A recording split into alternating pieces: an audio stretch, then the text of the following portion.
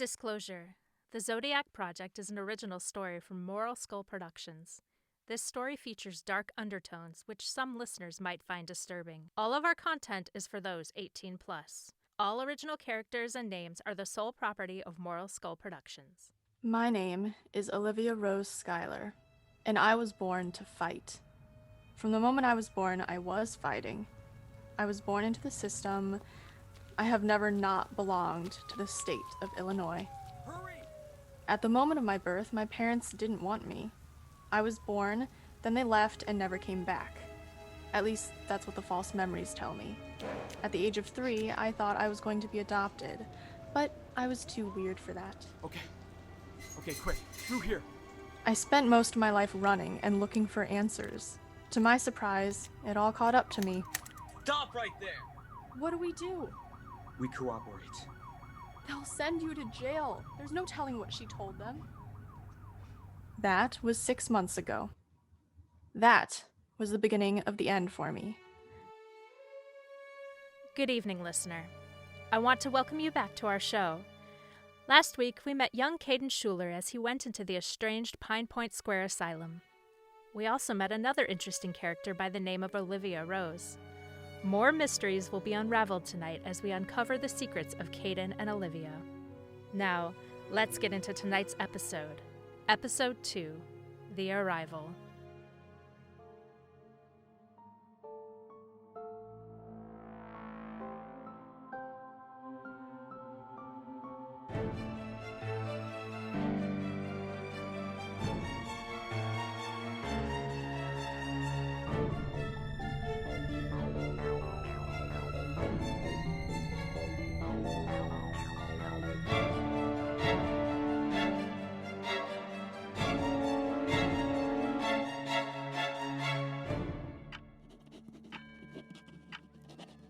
So, what happened from there?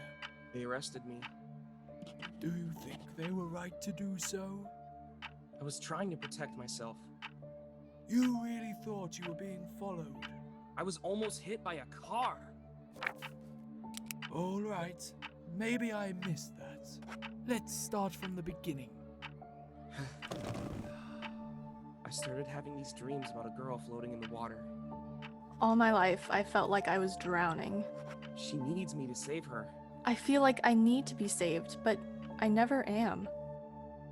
We fade into the past of Olivia-Rose as she argues with her foster mother. I am so tired of my feelings being pushed aside. Raise your voice at me again and I'll take away your phone. You can't treat me like this. Well, what else am I to do if my kid misbehaves? I'm not your fucking kid, Joanne. The hysterical Olivia storms out of the kitchen and down a hallway where she enters into a green bedroom with a blonde teenager waiting for her. What happened? She found my journal and read it like a creep. I'm so tired of all of this. Then come with me, okay? We can ditch this town. I can protect you that way. She'll find me. Hey, shh. No, she won't, okay? I promise. Where are we gonna go? How about Texas? What's in Texas? My little sister. All right, we can leave after she goes to sleep. All right, then pack a bag. I'll come get you when it's time. Olivia? All right, everybody. Are you okay? Yeah, I just spaced out for a sec. Breakfast? Are you gonna eat it? No, go for it. As the two sat down at their respective tables, a sudden disruption sparked. Yoink. 2 male patients began to fight. Hey! Oh, no. Don't touch my things! Oh yeah? What are you gonna do about it, big bull? I'll fucking kill you! The patient picked up a spoon and proceeded to attack the other patient, antagonizing him. On the ground now! That was until 2 metal doors flung open.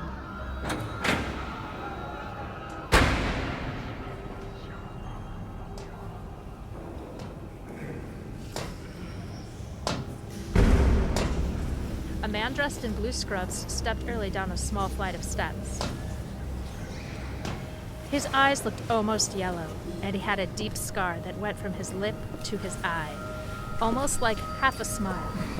Nurse Donald, aka Dr. Shots.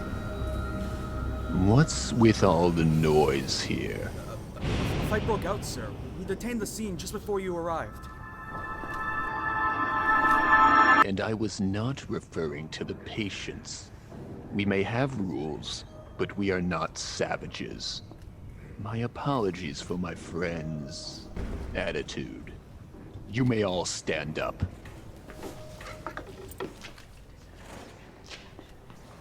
Breakfast is the most important meal of the day. That being said, who is disrupting my breakfast? He won't leave my toy alone! He's a 17-year-old that plays with toys. He needs to grow up. Mike. Leave Kyle alone and go tend to your own things. Mike looked at the nurse with spite. He slowly reached his hands down to his tray to grab a biscuit which he bit aggressively. He turned to Kyle and spat directly in his face. Kyle's face became red and he launched over the table, causing a massive fight to break out in the dining hall. Meanwhile, Kayden walked through the line with Sal and Ethan. I don't know, Kayden. The doctors here are sketchy. I mean, he told me I don't know how to stop talking. Yeah, 'cause he was so wrong about that. The chatter between the three is interrupted by the massive fight. Well, guess it's one of those days. Suddenly, a voice yelled over everyone. Silence! What is the meaning of this? A tall woman with red hair stood at the top of the staircase. She wore white. Agitha Kuntz, a.k.a. Agitha. Don't. I want everyone to form a line outside. Now! Oh, good God. Well, you heard her, Olivia. I always do. Olivia begins to flash back to her past again. Hi, you must be Olivia-Rose. That's me. Such a pretty name. So, your room will be at the end of the hall to your left. I take everyone to school in the morning. I ask that you're up by at least 7:30.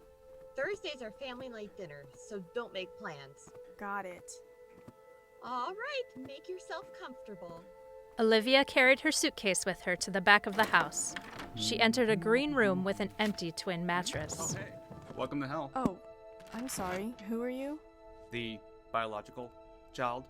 Oh, Where do you come from? everywhere. I was born and left in a hospital. Jesus. I'm so sorry to hear about that. It's okay. I heard it's great character development. Olivia returns to reality. In the courtyard, the patients stand in a straight line from the gate to the admin building.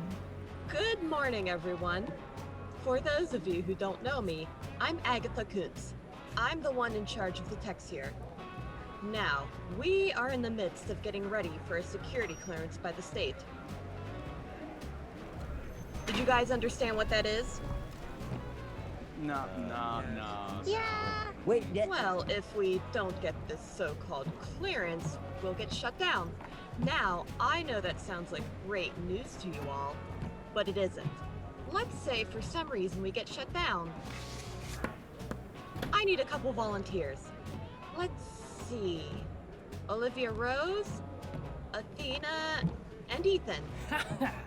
Awesome. Can I pass? Aw, how cute that you think you have an option. Now get up here! The three volunteers made their way between the two lines. Now, Ethan Meeker, why are you here? All right. Don't spare the details. So, I grew up in Missouri with my mom, my dad, an older brother, and two sisters. I was born on May 8th of 1993 at exactly 10:03 p.m. while it was raining. I grew up in a fancy neighborhood, but I was always lacking friends because I talked too much, which is also why I got in trouble at school. And also why I wasn't allowed to come back to church. And that's also why my dad started beating me. It all started when I was about 11 years old. My family went to this Chinese restaurant, you know, the Chang'an, the one that's got the little temple that's also sushi, and it's fantastic, it's magnificent. Anyway, I wanted to sit next to the lobster, but my older brother did instead, and I was really upset about that. So my dad's response, naturally, was to smash my face into the food that I also didn't want. Then I got pepper flake up my nose and go to the hospital where this really pretty nurse. Okay, Ethan. Spare some details. Just mention what happened that day. Right, generalize, gloss over, outline, got it. Well, I'd been through a lot with my dad at that point. That day he had slapped my mother and pushed my sister down. I was really really angry that day. So I was washing the dishes and I accidentally knocked my mother's wedding ring into the garbage disposal. My dad was so mad about it that he hit me in the head with a pan. So I stuck his hand in the sink to get the ring. I turned it on. He freaked out and got all bloody. He was like, oh gosh, my hand's being ripped off. Luckily, he got it out, but then he started choking me with the other hand and then I gutted him. Accidentally. There were 37 stab wounds. Because that's how many times he had hit me that year. I kept track. All right. Not quite what I meant, but you painted a very vivid picture. All right, Athena, your turn. Hello everyone, I'm Athena Havana Sparks. When I was 9, I was kidnapped by my stepfather and went missing for about 3 years. After that, my mom found me and shot him and brought me here because they wanted to make sure I could grow up in the world and be functional when I'm an adult. Thank you for sharing that with us, Athena. I'm very proud of you. Now, Olivia-Rose. I'm Olivia-Rose Schuyler. I'm here because I'm in foster care. Thank you. Mrs. Schuyler? Fine. I was born in a hospital where I was left with a nurse who had to give me to the state. Instead of getting adopted, I went to the state of Montana's foster care system. Thank you. Olivia returned back to her spot in the line, as did the others. Now, if this facility doesn't pass its clearance, all of you will go to prison, a group home, or worse. So I was thinking, why don't we build our friendships and play a fun little game of kickball?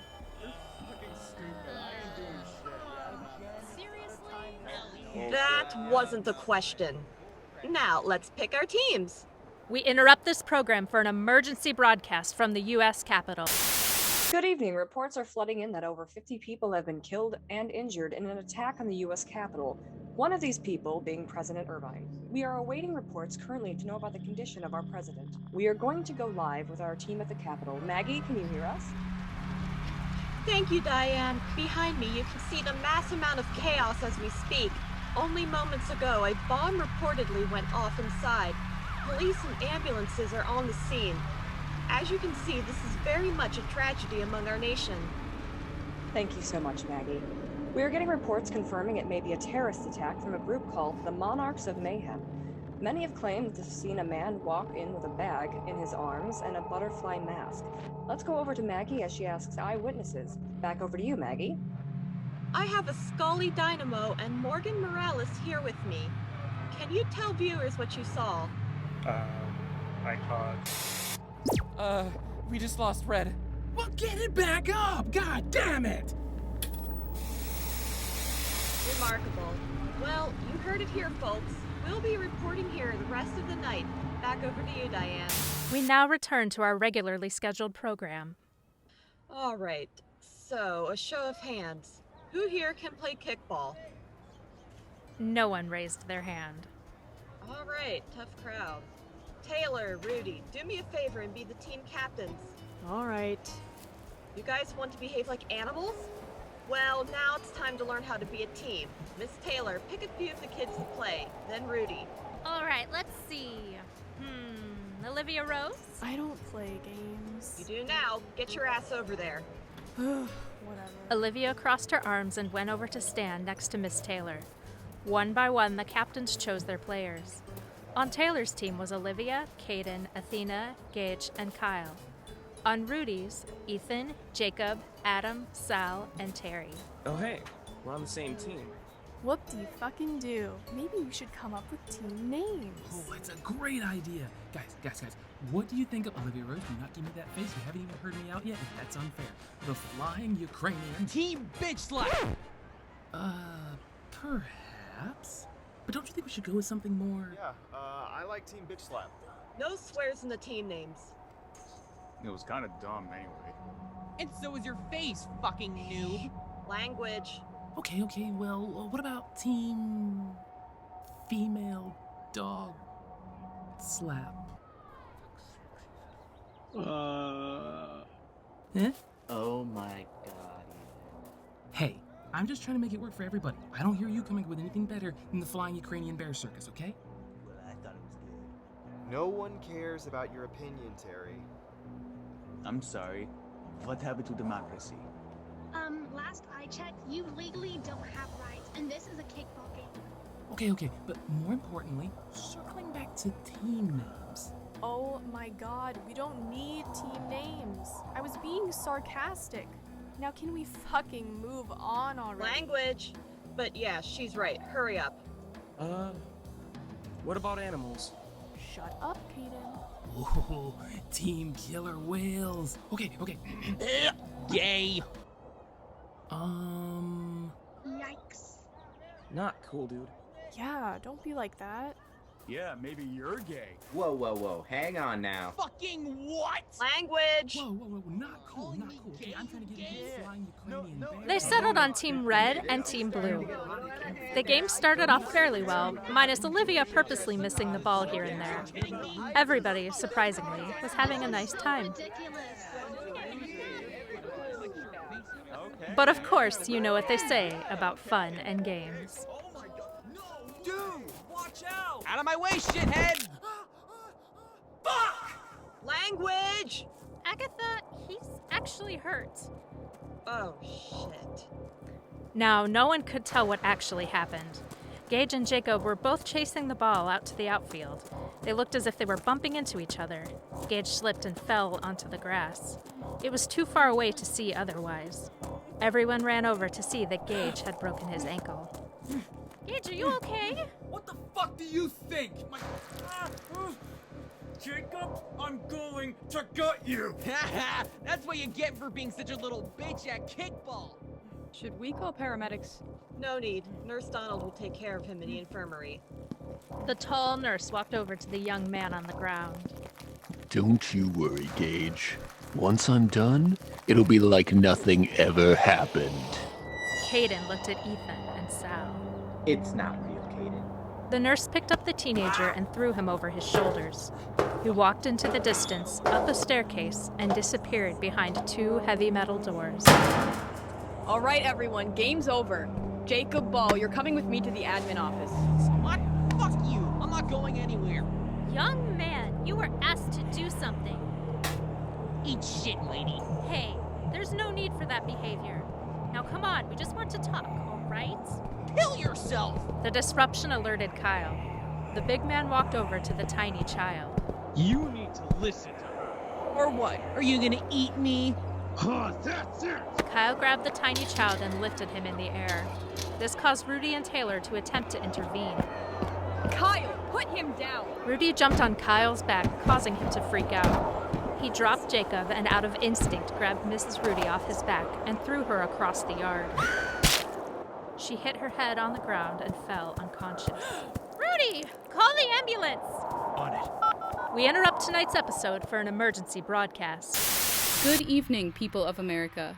I, Vice President Inglewood, come to you tonight that amidst the tragedy of the U.S. Capitol, our beloved president has passed. We have come to understand that this attack was commenced by the terrorist group called Monarchs of Mayhem.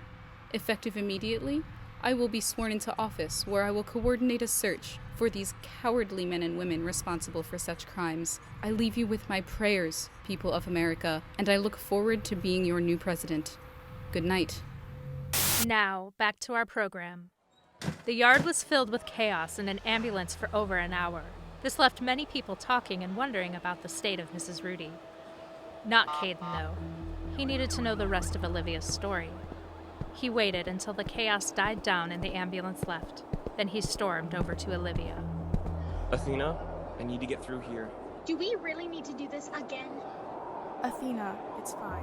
What's the point of the rules if he gets to break them? Athena, the adults need to talk. Whatever. You said something earlier about your last family and what got you here. Why are you really here? My last foster home didn't have a great ending. What did you do? I didn't do anything. They thought All right, my patience. I understand everything that just happened was a lot, but the day must go on. Agitha, you have someone on the phone. This better be important. Ma'am, we have a Mrs. Warren here to see you. What? She's not supposed to be here till next week.